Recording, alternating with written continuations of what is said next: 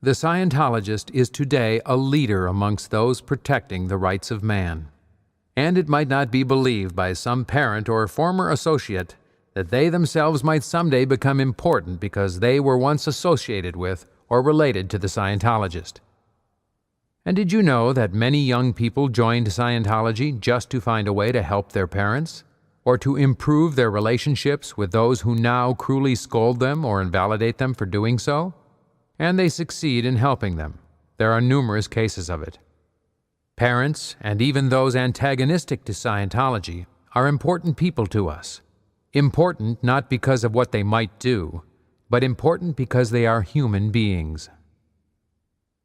In times gone by, the aristocratic families of Europe always gave a son or daughter to the church. It was customary because the noble family felt a responsibility for the community and country as a whole. They were not only concerned with their own petty quarrels and family ambitions. They did not consider that they had lost that family member or relation. It was their way of contributing to a better world. Many parents and friends not misinformed feel that way about their Scientologist relation. Some Scientologists who have people who are antagonistic to their being in Scientology believe that the objection is to people being helped. They do not understand an apparent prejudice against assisting one's fellow man, or an invalidation of that assistance. They believe in tolerance. And tolerance of race, color, creed, and the beliefs of others is a large part of Scientology teachings. Quite reasonably, they do not understand why some person might be intolerant of their religion, when the Scientologist has no slightest urge to be intolerant of the other person's. Scientology as a religion has been upheld in every court, in every land as a true religion, not once, but many times and in the highest courts across the world. Leading religious scholars from Japan to the United States, South Africa to England, from Europe to South America, all concur. Even the United States government concluded the same.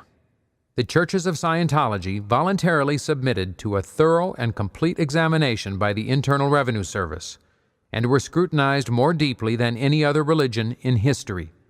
A meticulous 2-year examination and review of more than 1 million pages of operation and financial records resulted in the affirmation of a record so clean it was deemed a new standard of financial integrity.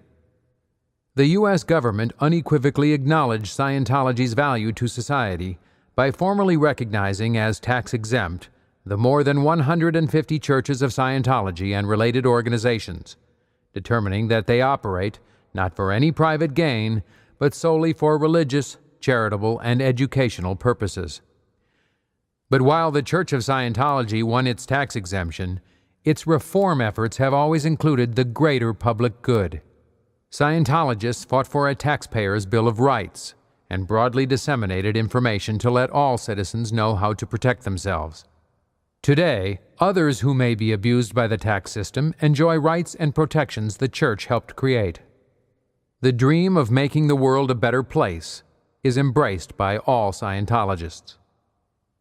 Criticism of another's dedication is no way to make another remember one with kindness and affection. The name and repute of any man is a valuable thing. It is a cherished thing to be thought well of by others. But how many times have you realized, possibly with a shock, that your good points, the decent and thoughtful things you did, went wholly unnoticed, unappreciated, and unremarked? And as far as your being known or really understood is concerned, possibly there are instances in your life when misinformation has been spread around about you that was no more true than that spread about Scientology or Scientologists. It may have occurred to you that your real and decent actions were not even seen or noticed at all. It is a bit of a sly control of people to eternally threaten them with their misdeeds or rage against their beliefs and good actions. It is a sort of threatened robbery of their good name or repute. It is not a very wise thing to do. One has to ask oneself at such a time whether one has even been observed at all, no matter what he did. Might it not be true that anything he or she ever did would be equally invalidated, and whether it would be at all wise to do anything that was wanted? For there might have been earlier times when one was innocently doing something else, following other studies or ambitions, and that these as well were railed against. Possibly one retains his good name, to say nothing of his self-respect, only by doing what he himself knows is right. For if he has never been observed with reality in the past, will he be any better seen or appreciated in the future?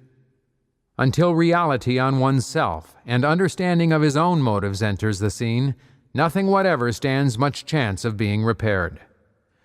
No force, demand, invalidation, or argument, much less the threat of robbery of one's repute, will be of any real persuasion.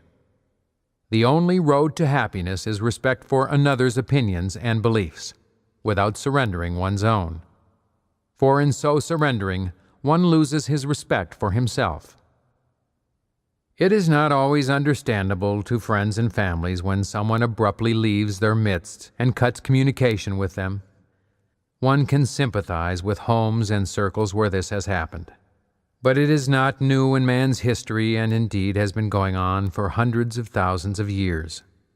Big cities are crowded with waifs and runaways, many from good homes who would seem to have had no statable reason for disconnections.